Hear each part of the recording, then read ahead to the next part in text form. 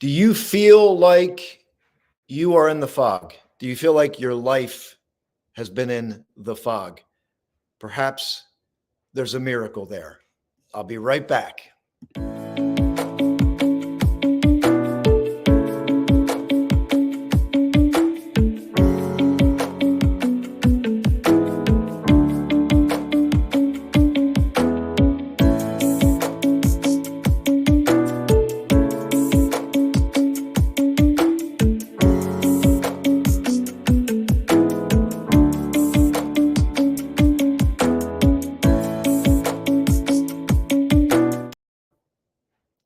Your thoughts are racing.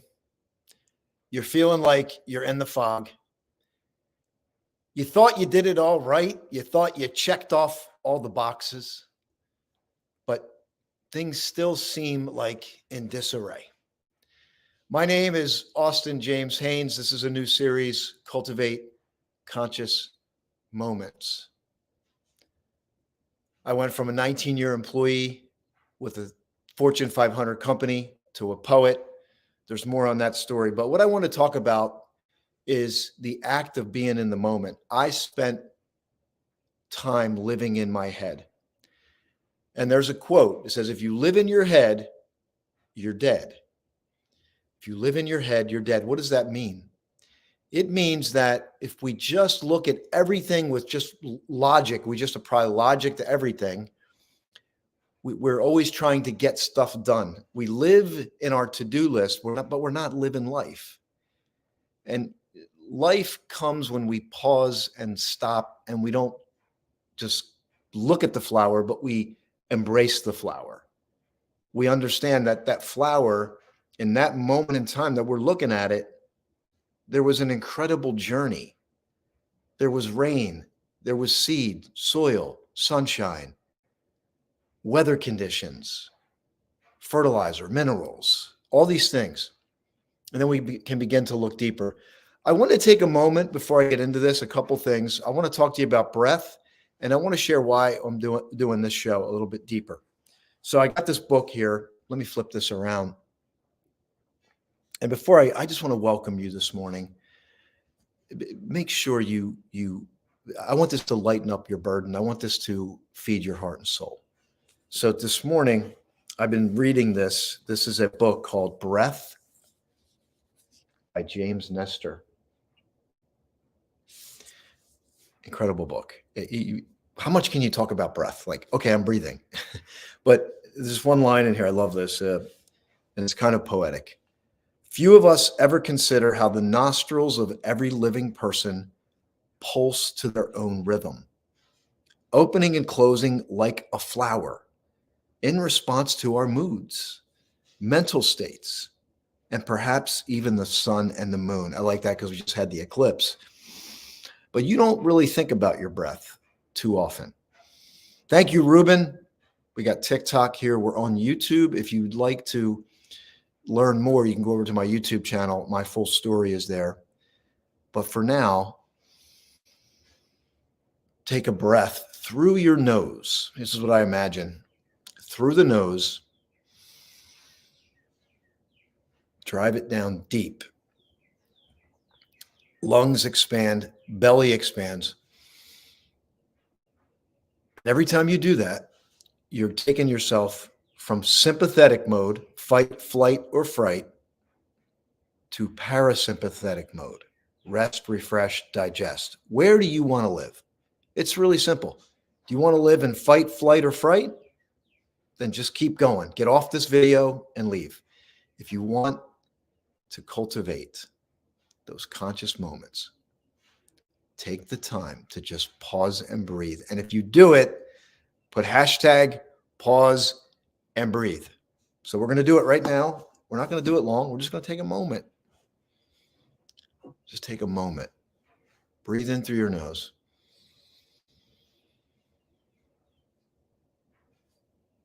Belly expands. Maybe take a little more air. Soften your face. Smile on the inside. And let it out.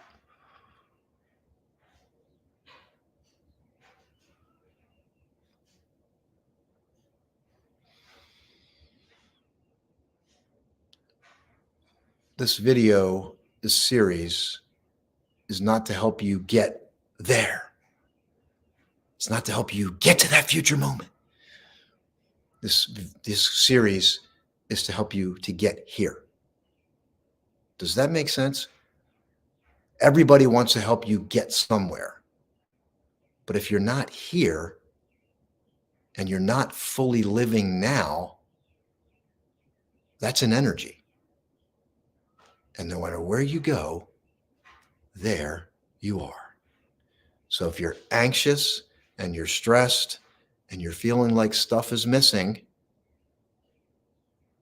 that's an energy. So the only place and the only way is now.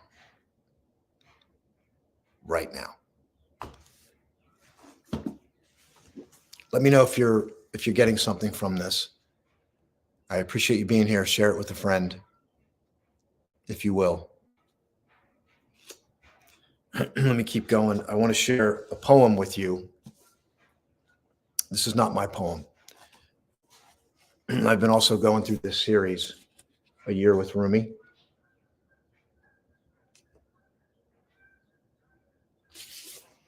By Coleman Barks. Coleman Barks is often noted for making Rumi popular in the United States. So here it is, the fog. It's called Fog. As fog rising off the sea covers the sea, so it is noble to work to build coherent philosophical discourses. But they block the sun of truth. See God's qualities as an ocean, and this world as foam on the purity of that ocean. Here's the mystery. This intricate, astonishing world is proof of God's existence, even as it covers the beauty. One flake from the wall of a gold mine does not give much idea what it is like. Thank you, Kay. When the sun shines in and turns the air and the workers golden. That's called Fog. It's really interesting. You have this, a fog rising off the sea covers the sea. But then it goes on to say, so it is noble work to build coherent philosophical discourses, but they block the sun of truth and see God's qualities as an ocean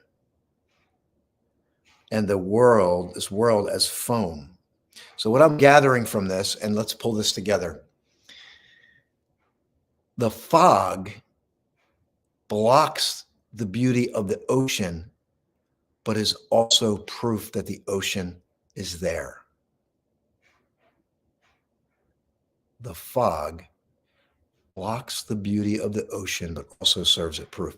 So this world that blocks the beauty of what life is really about also serves that the other part is there. Thank you, Wendy.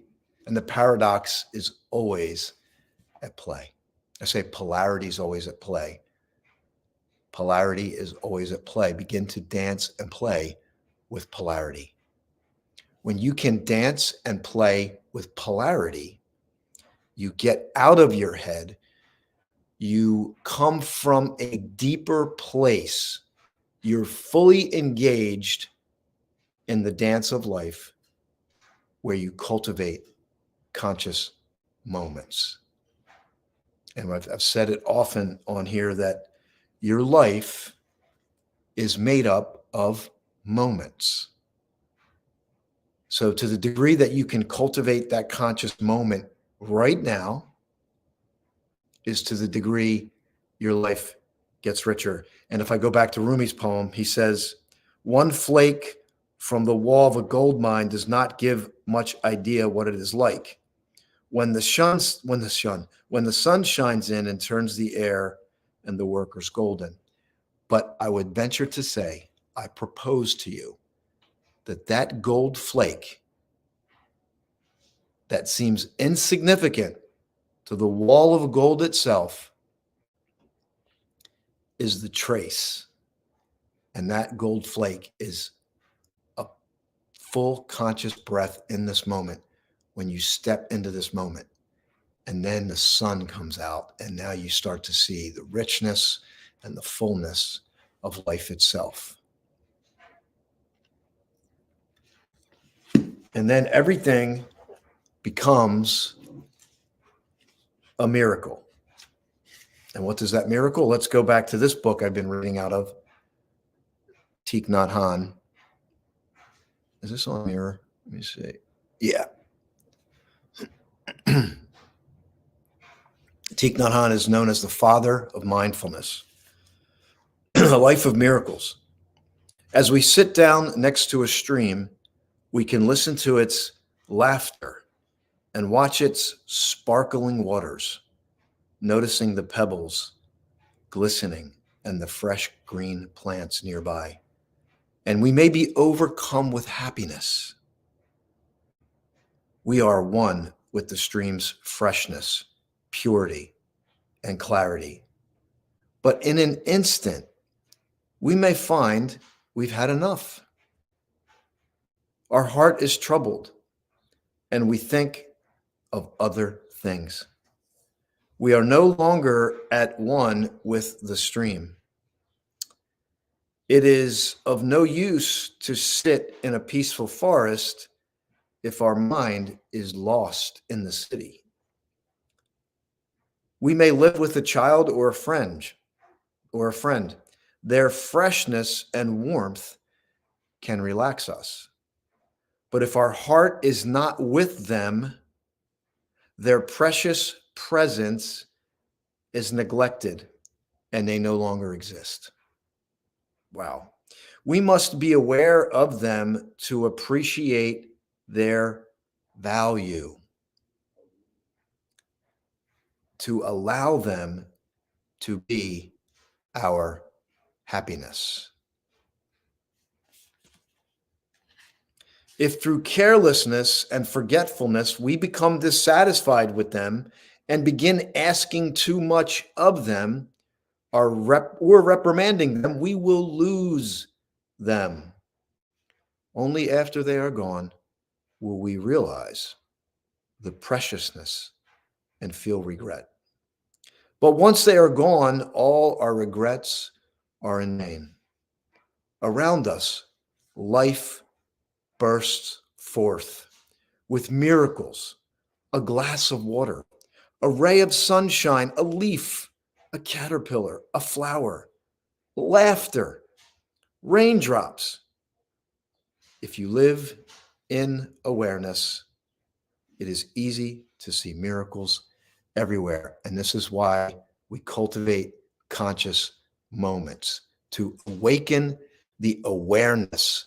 The soul longs for this awareness to be fully immersed in the micro moments of life. But if you blink, you will miss it. You will hypnotize yourself with the thinking mind, and life will become a blur. Your identity can be lost, and then you lose other people's identity, who they really are. But if you're just able to lift your head up for a moment and let life in, put your judge aside. Some of you have a judge that works 24/7, never gets a break. Never gets a break. So let's finish this. Each human being is a multiplicity of miracles. Eyes that see thousands of colors, shapes, and forms. Ears that hear a bee flying or a thunderclap. A brain that ponders a speck of dust as easily as the entire cosmos. A heart that beats in rhythm with the heartbeat of all beings. When we are tired and feel discouraged by life's daily struggles, we may not notice these miracles, but they are always there. And that is really good news, isn't it? So no matter what you're feeling right now, if you feel like you're in the fog, that's proof that the ocean, the beauty, there's something beautiful on the other side of that fog. When that fog lifts, something beautiful will rise. And it might just rise up from right within you when you get out of this and you listen to this. And all the struggles, through all of it, there's miracles and there's beauty to be had and experienced. And it is as close and as far away as you are. You have been conditioned for a hyper, or I should say, a very short attention span. This is the dis-ease of our world today, I see, is we are so fast to move to the next moment. We don't give this moment the respect that it deserves, and this is our life right now. We're all guilty of it, me included. I was offender number one. I was in my head, living in the future, constantly trying to get to the next moment. That's an energy. You're never going to arrive. You arrive when you are fully here in this moment. Is this touching you? Is this moving you? Are you feeling this? Let's just take a moment to pause and breathe. In through the nose, fill up the lungs, belly expands, pause.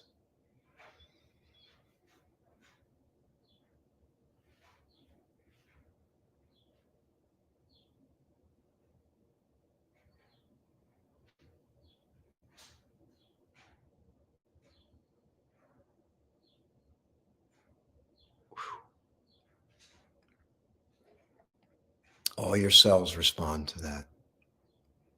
37 trillion cells vibrating and moving. Life is moving through you right now. Energy is moving through you. It's one big dance.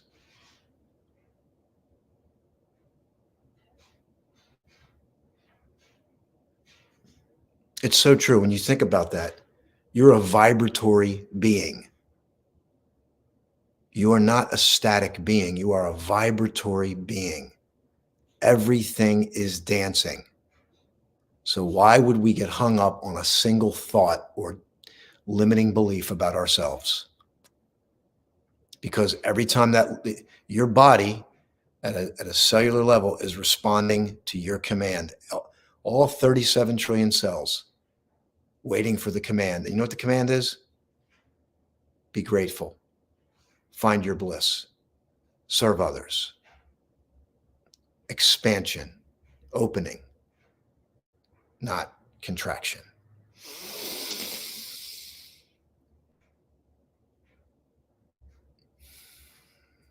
And then life expands and grows greater. So thanks for being here this morning. I'm going to end the YouTube and LinkedIn, and then we'll keep the other stream open. And want to encourage you to go over to the YouTube channel. It's at Austin James Haynes. You can go see the full video of my story. It will mean a lot to me if this served you today.